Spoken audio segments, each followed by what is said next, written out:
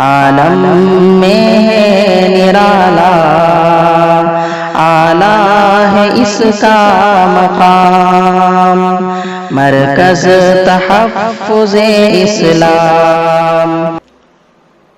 بسم اللہ الرحمن الرحیم۔ الحمد للہ وکفا وسلام علی عباده الذین اصطفى، اما بعد فقد قال اللہ تبارک وتعالی فی کلامہ المجید: اعوذ باللہ من الشیطان الرجیم، بسم اللہ الرحمن الرحیم۔ وَإِذَا قِيلَ لَهُمْ آمِنُوا كَمَا آمَنَ النَّاسُ قَالُوا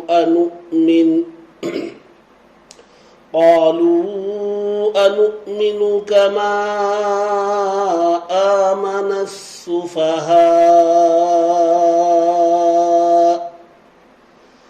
أَلَا إِنَّهُمْ هُمُ السُّفَهَاءُ وَلَكِنْ لَا يَعْلَمُونَ۔ صدق اللہ العظیم۔ معزز حاضرین،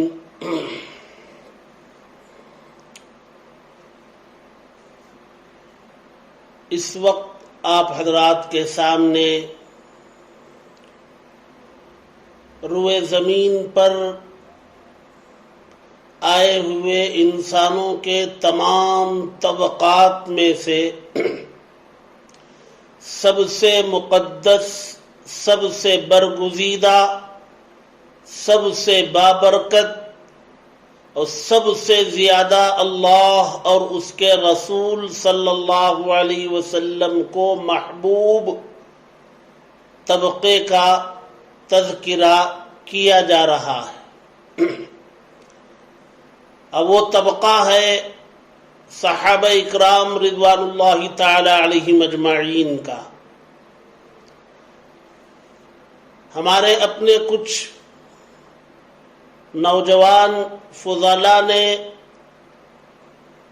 کچھ نوجوان دوستوں نے سوشل میڈیا کے اس دور میں جب دیکھا کہ کچھ لوگ میں اہل سنت والجماعت سے خارج کچھ طبقے ہیں، کچھ جماعتیں ہیں جو اہل سنت والجماعت سے خارج ہیں، وہ لوگ اپنے ابتدائی دور سے، اپنے وجود کے زمانے سے آج تک صحابہ اکرام رضوان اللہ تعالی علیہم اجمعین کی ذوات قدسیہ پر طعن و تشنیع کا کام کرتے ہوئے چلے آ رہے۔ وہ ان کا کام ہے، وہ کرتے رہیں گے، ان کو قیامت تک یہی کرتے رہنا ہے۔ اللہ تبارک و تعالی نے جس طبقے کو اپنے آخری کلام میں، جس کے ایک ایک حرف پر، اس کی صداقت پر ایمان لانا ایمان کے وجود کے لیے ضروری ہے، اس لازوال کتاب میں اللہ تبارک و تعالی نے جب اس پورے طبقے کو، اس پوری جماعت کو جب سند دے دی، ان کی کامیابی کی، ان کے ہدایت یافتہ ہونے کی، اللہ کے ان سے راضی ہونے کی، جب اس کتاب میں سند دے دی تو کسی کے اس جماعت پر انگلی اٹھانے یا زبان دراز کرنے کا کوئی اثر نہیں پڑتا ہے، نہ پڑے گا قیامت تک۔ افسوس اس پر ہے کہ کچھ وہ لوگ جن کا شمار اہل سنت والجماعت میں کیا جاتا ہے، اور ایک طویل زمانے تک وہ اہل سنت والجماعت کی پلکوں پر بٹھائے جاتے تھے اور جن کے خطابات کو بہت شوق اور ذوق سے سنا جاتا تھا، جو ایک معتبر مستند ادارے سے وابستہ تھے، حدیث کا درس ان کا مقبول ہوا کرتا تھا، ایسے کچھ اپنے لوگوں نے جب ان کی زبان سے صحابہ اکرام پر اعتماد کی کمی سامنے آئی اور اس کے ذریعے ملک میں بسنے والے عام مسلمانوں کو اور ان کے اعتماد کو، جو صحابہ اکرام پر اعتماد تھا، اس اعتماد پر حرف آنے لگا، ظاہر سی بات ہے صحابہ اکرام رضوان اللہ تعالی علیہم اجمعین کے اعتماد کو اگر مجروح کر دیا جائے تو وہ دین کی بنیاد ہے. دین کی بنیاد کو اگر ہلا دیا جائے، اسے مجروح کر دیا جائے، اسے ڈیمیج کر دیا جائے تو پھر دین کہاں باقی رہے گا؟ کچھ اپنے لوگوں سے جب ایسی چیزیں سامنے آنے لگیں تو ملک کے نوجوان فضلاء اور ان کے معاونین کھڑے ہو گئے اور سوشل میڈیا پر صحابہ اکرام کی عظمت اور ان کے مقام و مرتبے کو واضح کرنے کے لیے ملک کے اکابر علماء اکرام کو انہوں نے دعوت دی اور ان کے ذریعے صحابہ اکرام کے اعتماد کو بحال کرنے اور مضبوط کرنے کا بیڑا اٹھایا، اور یہ کام گزشتہ 2-3 سالوں سے وہ کرتے ہوئے چلے آ رہے. عین محرم کے موقع پر، محرم الحرام میں، حضرت حسین رضی اللہ تعالی عنہ کی شہادت کو لے کر اور شہادت کے واقعے کو لے کر صحابہ اکرام پر طعن و تشنیع کا سلسلہ شروع کیا گیا. حضرت حسین رضی اللہ تعالی عنہ آل بیت میں سے ہیں، اللہ کے نبی صلی اللہ علیہ وسلم کے نواسے ہیں. حضرت علی رضی اللہ تعالی عنہ حضرت فاطمہ رضی اللہ تعالی عنہا کے لختے جگر ہیں اور جنت کے نوجوانوں کے سردار ہیں. اللہ تبارک و تعالی نے انہیں شہادت جیسے عظیم مرتبے پر فائز فرمایا. حضرت حسین رضی اللہ تعالی عنہ نے جو حق سمجھا اس پر وہ قائم رہے، ثابت قدم رہے، اور اسی پر قائم رہتے ہوئے اپنی جان کا نذرانہ پیش کر دیا. جو حق سمجھا اس سے پیچھے ہٹنے کے لیے تیار نہیں ہوئے. یہ ان کے ایمان کے کامل ہونے کی دلیل. ان کے پائے استقلال میں جنبش تک نہیں آئی. یہ حضرت حسین رضی اللہ تعالی عنہ کا عزم ہے، ان کا استقلال ہے. یہ انہی کا مقام تھا کہ وہ میدان جنگ میں مقابل جماعت سے بہت تھوڑے ہونے کے باوجود مقابلے کو ترجیح دی. آنکھوں کے سامنے خاندان کو لٹتا کٹتا پٹتا ہوا دیکھتے رہے، لیکن ایک قدم پیچھے ہٹنے کے لیے تیار نہیں ہوئے، یہاں تک کہ اسی حق پر اپنی جان اللہ کے حوالے کر دی اور شہادت کا مرتبہ پایا. یقیناً آل بیت کے حضرت علی رضی اللہ تعالی عنہ کے، حضرت فاطمہ رضی اللہ تعالی عنہا کے، اور آپ کے دونوں لختے جگر حضرت حسن حضرت حسین رضی اللہ تعالی عنہما کے بڑے مناقب ہیں، بڑے فضائل ہیں، بالکل ہیں. ان کا تذکرہ ہونا چاہیے، بالکل ہونا چاہیے.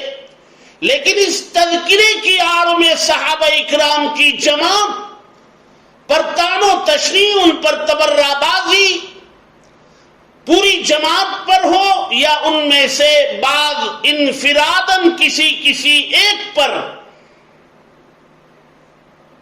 اگر حملے کیے جائیں، ان کی ذات مجروح کی جائے، ان پر قائم اعتماد کو ٹھیس پہنچانے کی کوشش کی جائے،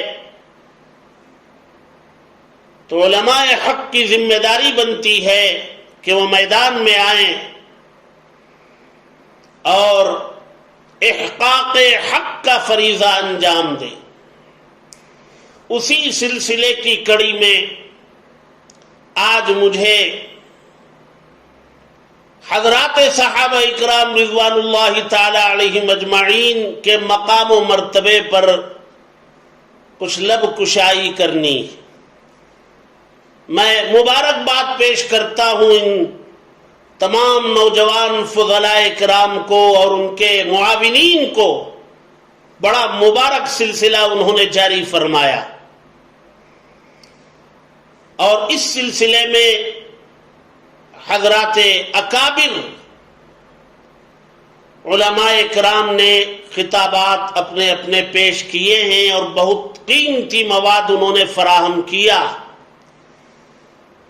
میں آج ایک عام بات میں اپنے سامنے ملک کے عام مسلمانوں کو سامنے رکھ کر، عام مسلمانوں کو اپنے سامنے دیکھتے ہوئے، میں دو تین باتیں موٹی موٹی عام مسلمانوں کے لیے ایک معیار اور ایک کسوٹی کے طور پر پیش کرنا چاہتا ہوں کہ صحابہ اکرام رضوان اللہ تعالی علیہم اجمعین اس پوری جماعت کا مقام کیا ہے۔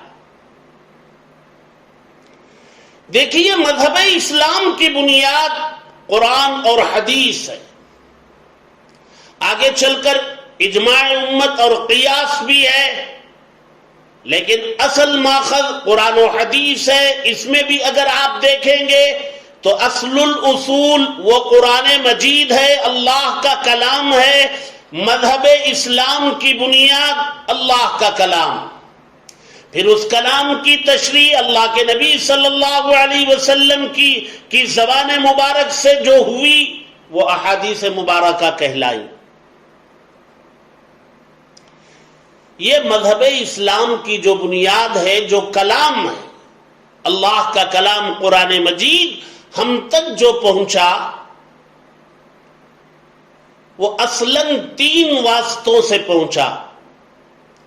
اصلاً 3 واسطے، یہ اللہ کا کلام ہے، اللہ کے پاس سے اللہ کے سب سے مقرب فرشتے حضرت جبریل امین علیہ السلام اللہ کا یہ کلام، اللہ کا یہ پیغام لے کر آخری نبی ہم سب کے آقا حضرت محمد مصطفیٰ صلی اللہ علیہ وسلم پر پیش کیا۔ پہلا واسطہ حضرت جبریل امین علیہ السلام ہے، اللہ کا کلام نبی تک آپ نے پہنچایا۔ پھر ہمارے آقا صلی اللہ علیہ وسلم نے اس کلام کو آپ کے صحابہ پر، جن کا انتخاب اللہ تبارک و تعالی نے کیا، جیسے نبوت کے لیے اور آخری نبی بنائے جانے کے لیے جس طریق پر اللہ تبارک و تعالی نے ہمارے آقا صلی اللہ علیہ وسلم کو منتخب کیا، اسی طریقے پر آخری نبی کے صحابہ کون بنیں گے؟ اللہ تبارک و تعالی نے اس مقدس جماعت کو منتخب کیا کہ یہ آخری نبی کے صحابہ بننے کے قابل اور لائق ہیں۔ یہ اللہ کا انتخاب تھا۔ ہمارے آقا صلی اللہ علیہ وسلم نے وہ کلام صحابہ اکرام کو پہنچایا، اور صحابہ اکرام رضوان اللہ تعالی علیہم اجمعین کے ذریعے وہ امت تک پہنچا۔ یہ 3 بنیادی واسطے، جبریل امین علیہ السلام ہمارے آقا صلی اللہ علیہ وسلم، صحابہ اکرام کی مقدس جماعت، یہ تین بنیادی واسطے۔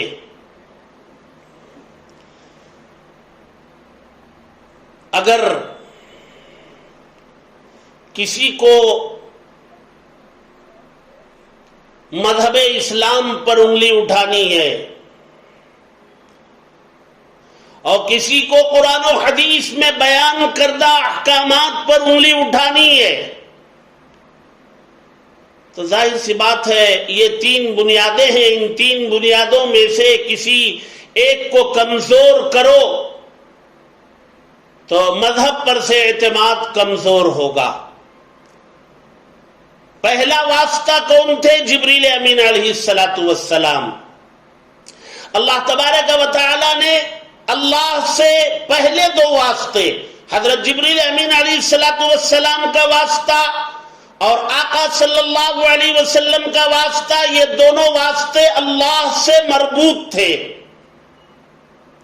جبریل امین علیہ السلام اللہ سے کلام لیتے تھے اور آقا صلی اللہ علیہ وسلم کو پہنچا دیتے تھے، اور اللہ تبارک و تعالی نے آقا صلی اللہ علیہ وسلم کے علم کی نسبت اپنی طرف فرمائی۔ الرحمن علم القرآن، اور بھی بہت ساری جگہوں پر اللہ تبارک و تعالی نے علم کی نسبت اپنی طرف فرمائی۔ تو یہ دونوں واسطے اللہ سے مربوط تھے، اور تیسرا واسطہ صحابہ اکرام کا یہ نبی سے مربوط تھا۔ اللہ سے جو مربوط تھے جبریل امین علیہ السلام اور آقا صلی اللہ علیہ وسلم کی ذات، ان پر سے اعتماد کو مجروح کرنا، ان پر موجود اعتماد کو کمزور کرنا، یہ آسان کام نہیں تھا، یہ بڑا مشکل کام تھا۔ پھر بھی اللہ تبارک و تعالی نے ان پر سے اعتماد کو کم کیے جانے کی جو بنیادیں ہو سکتی تھیں، اللہ نے ان ساری بنیادوں کو ختم فرما دیا۔ جبریل امین علیہ السلام نوری مخلوق ہیں، نور سے پیدا کیے گئے فرشتے ہیں، اور اللہ تبارک و تعالی نے قرآن میں فرشتوں کی صفات میں فرمایا لا يعصون اللہ ما امرهم ويفعلون ما يؤمرون۔ لا يعصون اللہ تبارک و تعالی کی نافرمانی وہ نہیں کرتے ہیں، اور جو اللہ تبارک و تعالی نے حکم دیا وہی وہ کرتے ہیں۔ پھر دوسری جگہ خاص حضرت جبریل امین علیہ السلام کے لیے اللہ نے فرمایا انہ لقول رسول کریم، بے شک یہ کہا ہوا ہے ایک باعزت قاصد کی زبان سے کہا ہوا، ذی قوت، بڑی قوت والے ہیں، بڑے طاقت والے ہیں۔ علمہ شدید القویٰ میں بھی اس کا تذکرہ کیا سورہ نجم میں، ذی قوت عند ذی العرش مکین، کہ وہ جبریل امین اللہ تبارک و تعالیٰ کے عرش کے پاس، اللہ تبارک و تعالیٰ کے عرش کے نزدیک یعنی آسمانوں میں مقام اور مرتبہ پائے ہوئے، بڑا مرتبہ ہے ان کا، روح القدس کہا گیا ان کو، کئی جگہ ان کو فرشتوں کی جماعت سے الگ کر کے ذکر کیا گیا۔ تنزل الملائکۃ والروح، ملائکہ میں داخل ہے حضرت جبریل امین علیہ السلام، لیکن ان کے مقام و مرتبے کی وجہ سے ان کو ملائکہ میں سے نکال کر الگ ذکر کیا، یہ ان کے مقام و مرتبے کی بات ہے۔ اللہ تبارک و تعالی نے فرمایا اللہ تبارک و تعالی کے عرش کے پاس یعنی آسمانوں میں وہ مقام پائے ہوئے، مطاع، وہ مطاع ہیں، آسمانوں میں ان کی بات چلتی ہے، فرشتے ان کی اطاعت کرتے ہیں، ثم امین، پھر وہ امانت دار ہیں، معتبر ہیں، مستند ہیں۔ یہ قرآن مجید کی آیتوں میں اللہ تبارک و تعالی نے اپنے پہلے واسطے سے متعلق یہ صفات ذکر کر کے قیامت تک آنے والے انسانوں کی زبانوں کو اور ان کے قلموں پر روک لگا دی کہ کوئی اس طرف انگلی نہ اٹھا سکے۔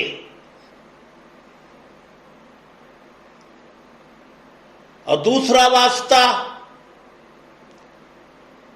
آقا صلی اللہ علیہ وسلم کی ذات اقدس ہے۔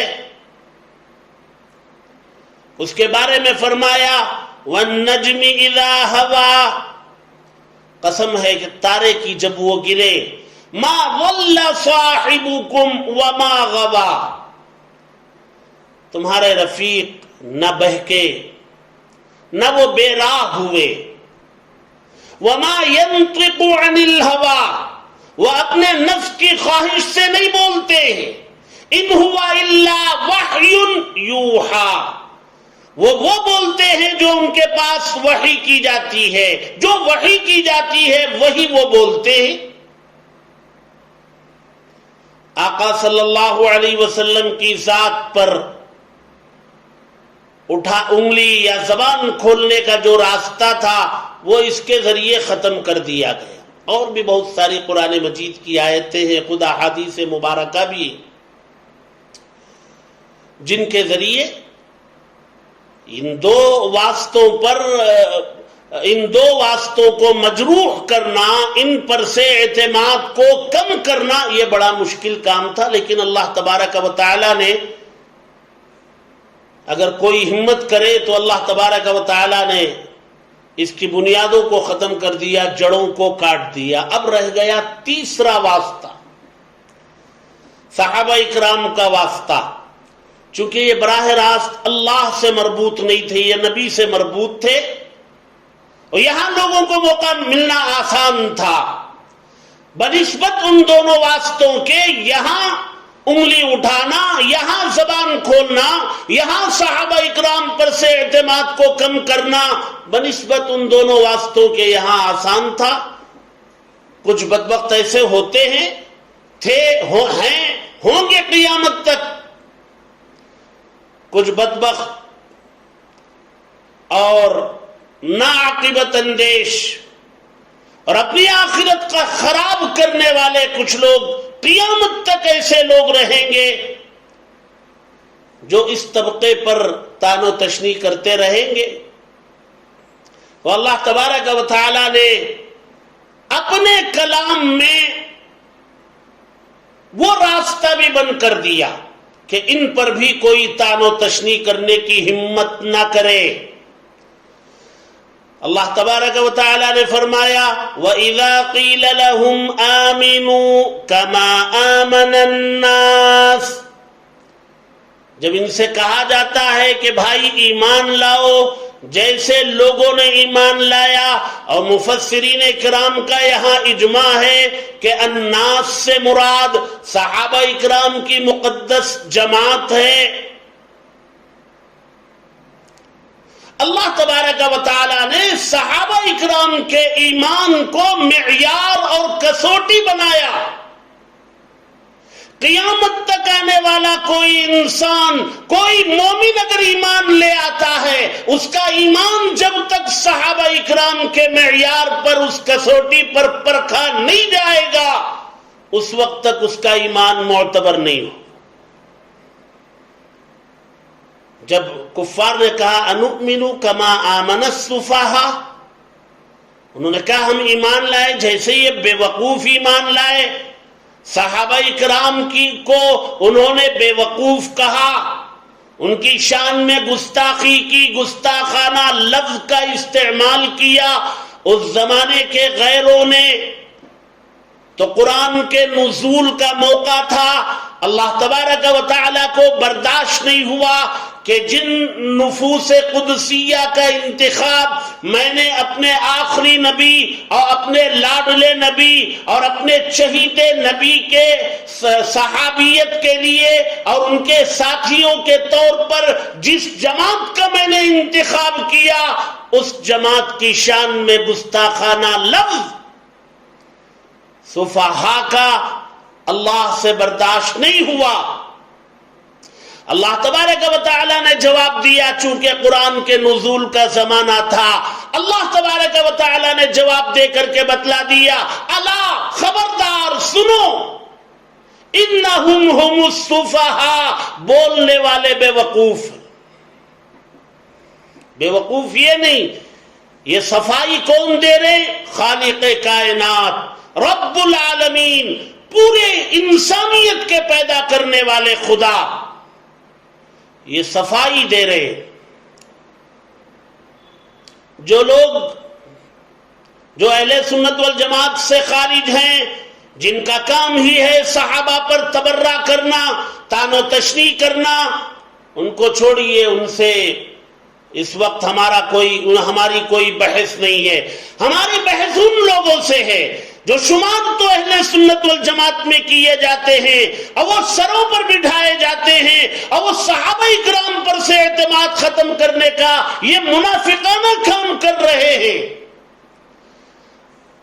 ہمارا سوال ان سے ہے، یاد رکھیے، آپ اگر صحابہ اکرام کی شان میں گستاخی کریں اور گستاخی کرتے کرتے آپ وہ الفاظ استعمال کر جائیں جو صفحاء کے مقابلے میں زیادہ سخت ہیں، آپ کیا سمجھتے ہیں کہ اللہ تبارک و تعالی ان گستاخانہ کلمات کو سن کر اللہ تبارک و تعالی کی غیرت کو جوش نہیں آ رہا ہے؟ اللہ تبارک و تعالی جوش اور جذبے میں نہیں آ رہے؟ یقیناً آ رہے ہیں، چونکہ کلام کے نزول کا زمانہ نہیں ہے، کلام کا وہ تو سلسلہ ختم ہو گیا، الیوم اکملت لکم پر ختم ہو گیا۔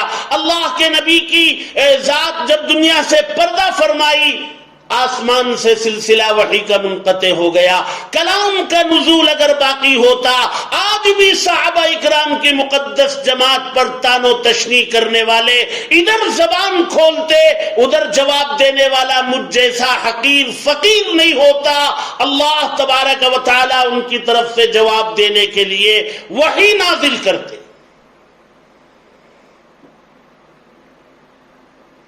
الا انہم هم الصفحاء، صحابہ اکرام کے ایمان کے معیار ہونے کی دلیل پیش کی۔ پھر آگے فرمایا فَإِنْ آمَنُوا بِمِثْلِ مَا آمَنْتُمْ بِهِ فَقَدِ اهْتَدَوْا، اگر وہ بھی ایمان لے آئیں جس طرح پر تم ایمان لے آئے ہو تو ہدایت پا لیتے، ہدایت ان کو بھی مل جاتی، وہ ہدایت پا لیتے۔ بِمِثْلِ مَا آمَنْتُمْ، آمنتم کے خطاب میں اللہ کے نبی صلی اللہ علیہ وسلم بھی ہیں، صحابہ اکرام کی ذوات بھی ہیں۔ آپ کس پر طعن و تشنیع کر رہے ہیں؟ آپ کی جرأت کس حد تک بڑھ گئی؟ یہ مقدس جماعت، اچھا یہ جتنی باتیں میں نے پیش کی بہت مختصر میں نے پیش کی۔ جبریل امین علیہ السلام ایک واسطہ تھے، اللہ کے نبی صلی اللہ علیہ وسلم ایک واسطہ تھے، صحابہ اکرام ایک واسطہ تھے، اور وہاں سے ہم تک کلام یہ پہنچا ہے۔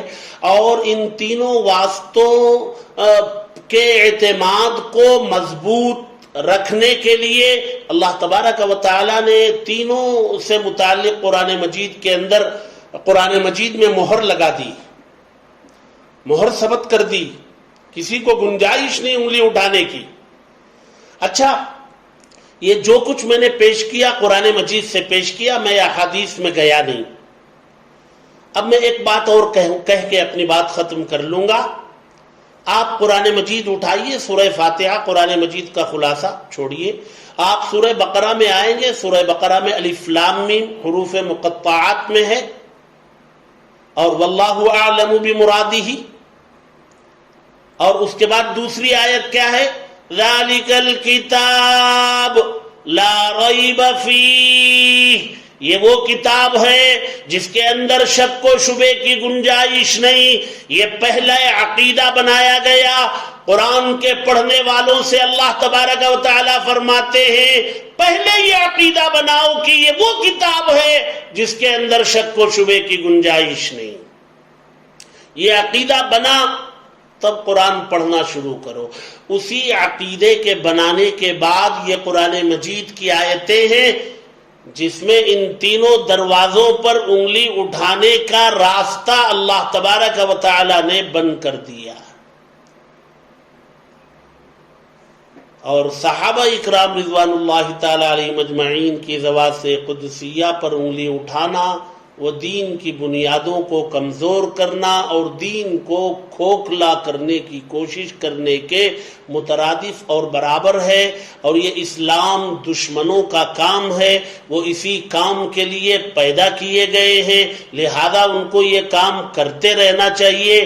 لیکن جو لوگ اہل سنت والجماعت ہیں ان کو اس پر غور کرنا چاہیے کہ میں کس کام کے لیے پیدا کیا گیا تھا اور یہ مجھ سے ہو کیا رہا ہے, یہ کیوں ہو رہا ہے, اس کی وجوہات کیا ہیں. غور کریں, ان وجوہات کو ختم کریں تاکہ آپ کا اعتماد صحابہ پر بحال ہو اور آپ دوبارہ پھر وہی صحابہ پر اعتماد بحال کرنے کا کام کریں اور اپنی آخرت سجا لے, سوار لے. ورنہ بعید نہیں کہ صحابہ اکرام جیسی مقدس جماعت جن کو اللہ تبارک و تعالی نے اپنی رضا کا پروانہ قرآن مجید میں عطا کیا اور جن کو جنت کی بشارت دی, الذین آمنوا وہاجروا وجاہدوا فی سبیل اللہ باموالہم وانفسہم اعظم درجة عند اللہ واولئک هم الفائزون یبشرهم ربهم برحمت منہ وجنات. قرآن مجید کی آیتیں صحابہ اکرام کی شان میں نازل ہوئی ہیں.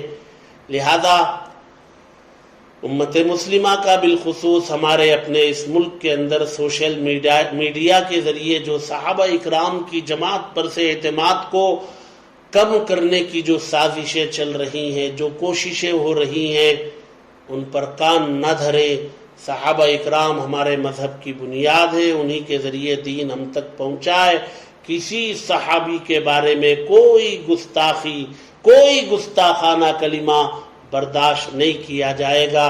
میں پھر ایک مرتبہ مبارکباد پیش کرتا ہوں ان نوجوان فضلاء کو, ان کے معاونین کو, اور آپ حضرات سے یہ گزارش کروں گا کہ ان چینلوں پر اپنی توجہ مرکوز رکھیں جن چینلوں پر اپنے اکابرین آیا کرتے ہیں, جیسے یہ چینل ہے اور اس جیسے بہت سارے چینلز ہیں جہاں ہمارے اکابرین آیا کرتے ہیں اور اعتدال والی بات آپ کے سامنے پیش کرتے, ایمان کی حفاظت کا فریضہ انجام دیتے. آپ ان چینلوں سے جڑے رہیں. اللہ تبارک و تعالی ہم سب کے ایمان کو آخری سانس تک سلامت رکھے. اللہ تبارک و تعالی صحابہ اکرام پر سے ہمارے اعتماد کو کم ہونے یا کمزور پڑنے سے ہم سب کی حفاظت فرمائے اور کہنے سننے سے زیادہ عمل کی توفیق نصیب فرمائے. آمین. وآخر دعوانا ان الحمد للہ رب العالمین. شکرا یا ربی شکرا.